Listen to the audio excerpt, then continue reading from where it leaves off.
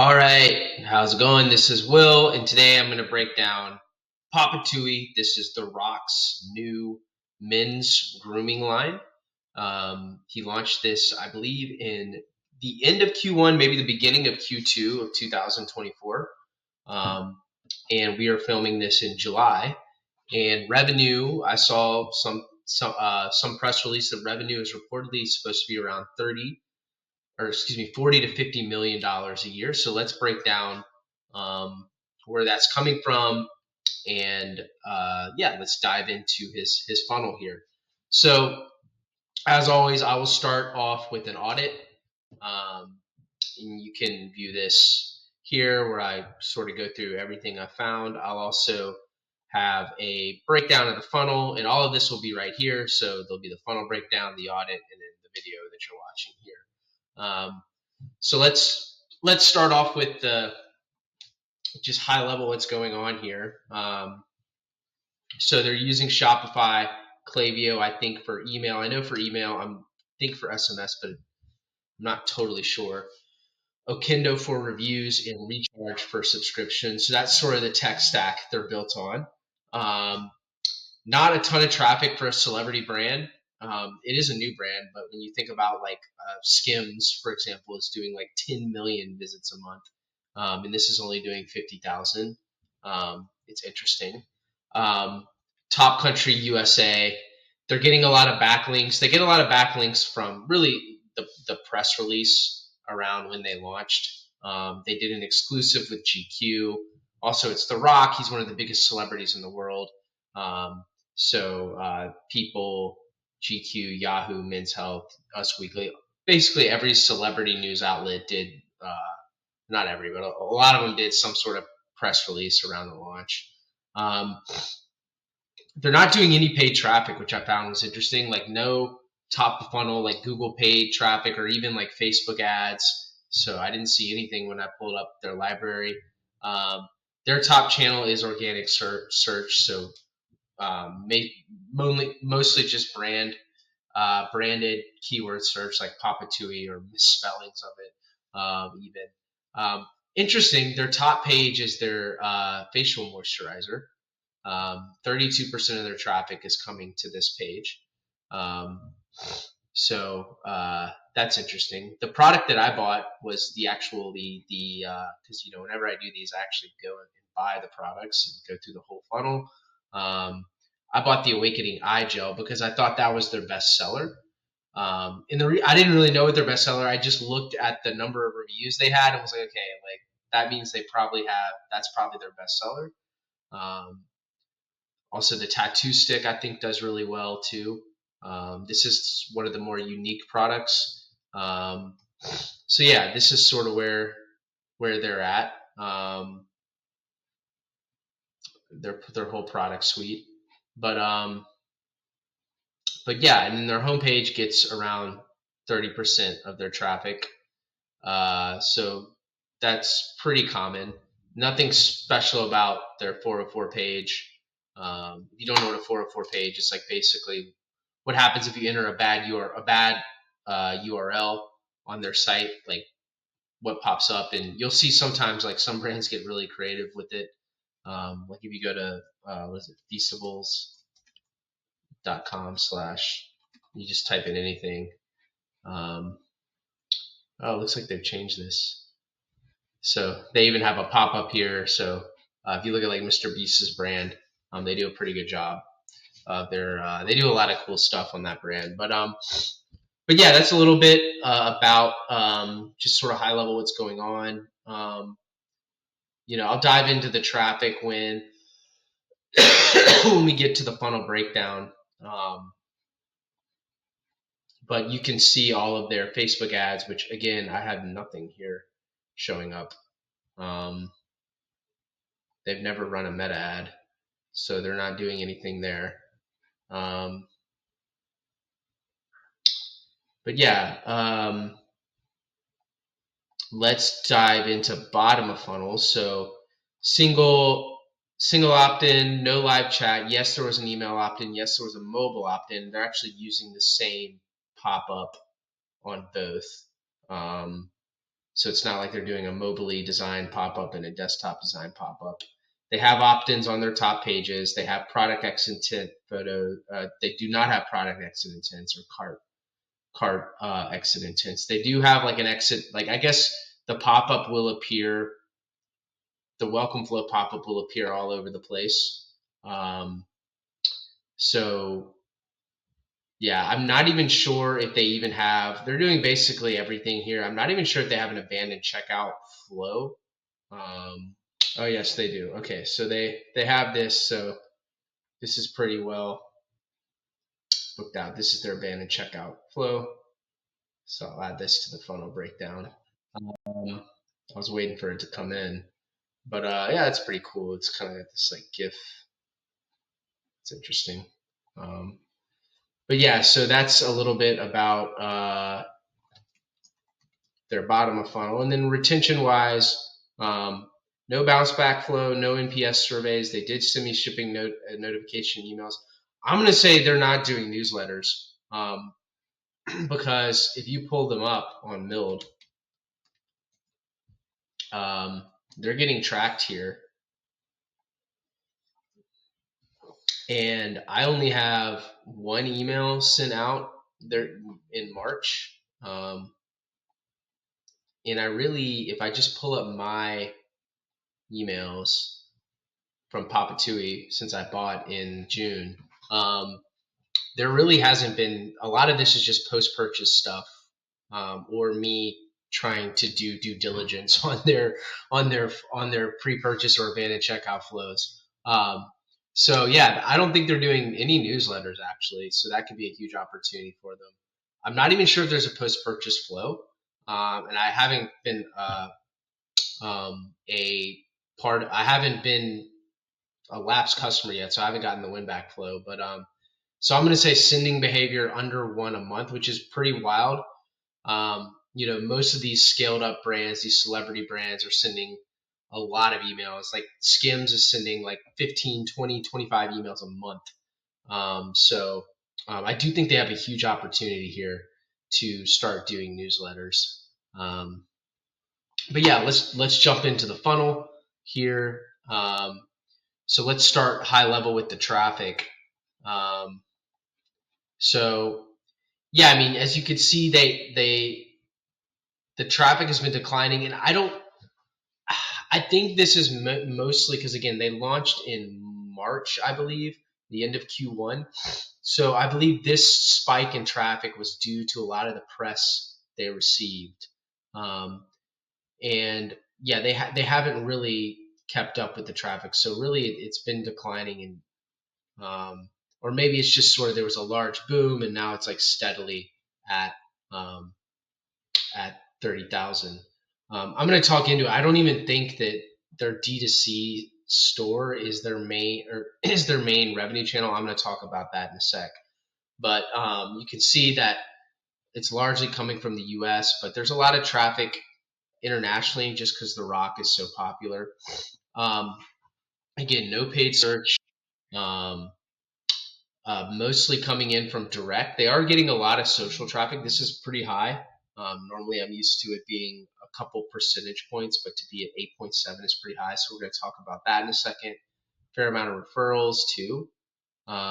Again, a lot of it is coming in top organic search terms: PAPATUI, The Rock Skincare, Ink Tattoo Care. So I do think they have a unique sort of product there with the Ink, the Tattoo Care line. But yeah, you can see socially what I found was very interesting because The Rock is such a big celebrity. He's got a huge following on Instagram. It was actually Twitter where they're getting a lot of their social traffic. And again, only 8% of their traffic is coming from social, but of that 8%, 50% is coming, over 50% is coming from Twitter, which I found pretty interesting. Yeah, so that's a little bit about their traffic, where it's going, where it comes from right now.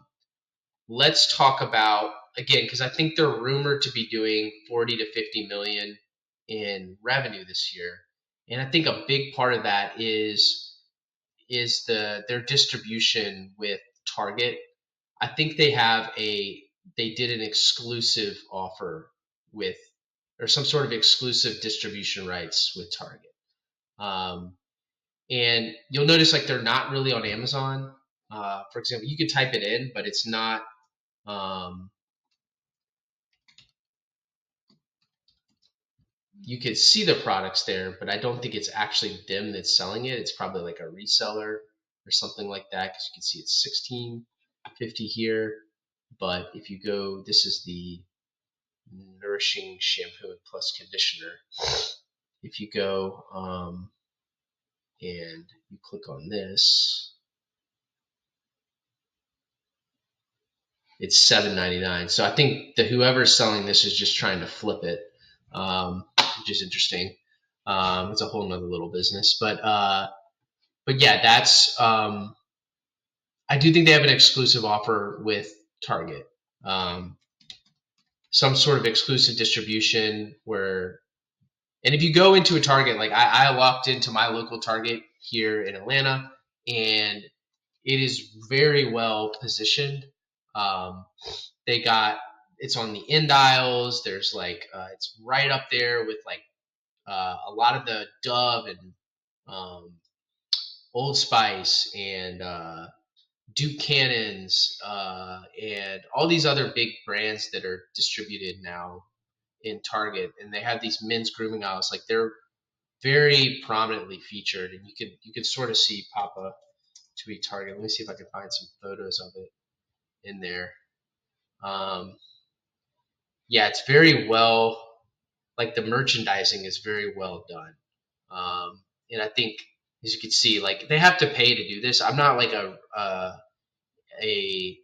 I guess I don't have a ton of experience in how they do this, but I did some research on the like who is behind Papatui, because it's not just The Rock. I mean, he's sort of the face behind it, or the celebrity behind it, but you know that there's people behind this that really know what they're doing.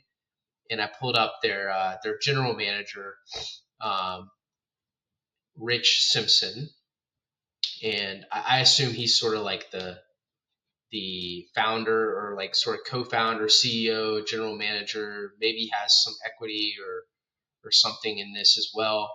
And he did a press sort of a release on this. So he's been working on this since February of 2023. And when you look at his background, you're like, wow, this guy really has a very, very huge big track record in CPG. Worked at General Mills, worked at Johnson and Johnson. So he's worked with like the biggest of the biggest companies, enterprise CPG companies that have probably he probably has just a ton of experience um, with stores like Target, and because both these brands have huge distribution lines in Target.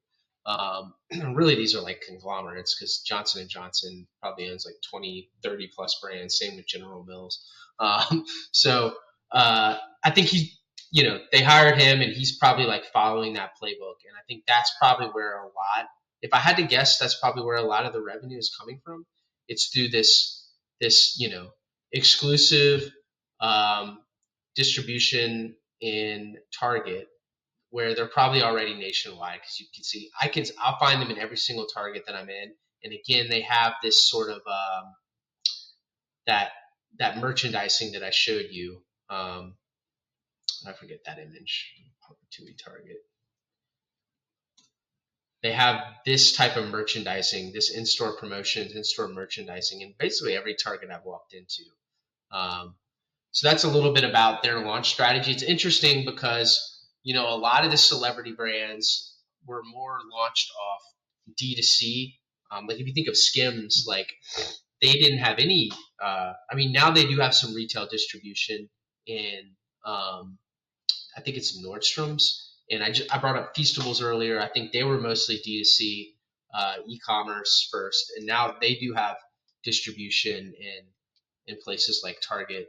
But yeah, it's interesting that they chose to just go straight to sort of distribution within within Target, and then they will build up D2C. I guess I don't know what their plans are, but I think that they started with a brick and mortar distribution model first, and it's interesting because as I'm noticing brands scale, um, eventually a lot of these CPG brands, their brick and mortar distribution does end up becoming their largest revenue channel. We broke down Black Rifle Coffee earlier this year, and that's a publicly traded company, so you can go and look at their annual report, and they list it out right there. We do $400 million in revenue a year, and over half of that is coming from our wholesale channel, which wholesale is basically all inclusive for their CPG distribution and all of their um, the gas. They have a CPG line, like a coffee drink, that's distributed in Walmart, and all sorts of gas stations and stuff like that. So it's interesting to see that there's a couple different playbooks you can run as sort of a celebrity brand, and this is the playbook that they're doing right now. But let's go through their D2C funnel. I'm not sure um, exactly how much. Again, it's such a new company, but like what the split is here, but it's pretty dialed into. Um, I think that they have. If you go to their site, well, first off, the design is really well done. I will say that. It's a very well done site, very clean. The packaging is really good, and yeah, I mean, I think the branding, I think is on point, I guess. With I guess The Rock is I think he's American Samoan, and then I like the angle on the tattoo line, or on like tattoo care, because that's very in line with him. Um, so yeah, I mean, I think it's well executed on, even though it's not their main e-commerce channel. It is pretty well done. You can see they as you move through the site, um, they do have this sort of welcome flow, um, and they're doing everything that you should be doing. There's a pop up, they're capturing the phone number, they send you to a welcome flow, you get the SMS messages. So I mean, sure, there's some minor optimizations. Like I said, this was deployed. They don't have like a mobile style pop up, which a lot of like really dialed in brands might do. But I'm not sure how much of a difference that would make as you move through into the cart. Um, well, first off, interesting. This one does not have a, maybe because this is a bundle.